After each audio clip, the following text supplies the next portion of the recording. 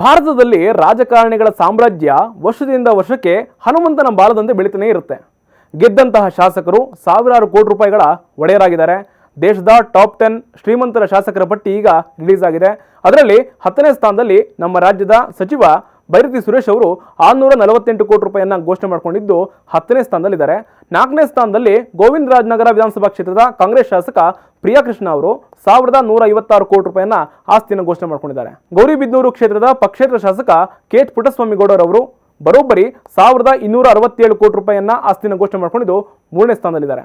ಇನ್ನು 2ನೇ ಸ್ಥಾನದಲ್ಲಿ ಕನಕಪುರದ ಬಂಡೆ ಅಂತಾನೆ ಫೇಮಸ್ ಆಗಿರುವಂತಹ DCM DK ಶಿವಕುಮಾರ್ ಅವರು ಬರೋಬ್ಬರಿ 1413 ಕೋಟಿ ರೂಪಾಯಿಯನ್ನ ಘೋಷಣೆ ಮಾಡಿಕೊಂಡಿದ್ದು ರಾಜ್ಯದ ಶ್ರೀಮಂತ ಶಾಸಕರಲ್ಲಿ ಟಾಪ್ 1ನೇ ಸ್ಥಾನದಲ್ಲಿದ್ದಾರೆ. ಇನ್ನು ದೇಶದಲ್ಲಿ ನಂಬರ್ 1 ಶ್ರೀಮಂತ ಶಾಸಕರಂದ್ರೆ ಮುಂಬೈನ ಘಾಟ್ಕೋಪರ್ ಕ್ಷೇತ್ರದಿಂದ ಗೆದ್ದಂತಹ ಬಿಜೆಪಿಯ ಶಾಸಕ ಪರಾಗ್ ಶಾ ಅವರು ಬರೋಬ್ಬರಿ 3383 ಕೋಟಿ ರೂಪಾಯಿಯನ್ನ ಆಸ್ತಿಯನ್ನು ಹೊಂದಿಕೊಂಡಿದ್ದು ಮೊದಲ ಸ್ಥಾನದಲ್ಲಿದ್ದಾರೆ.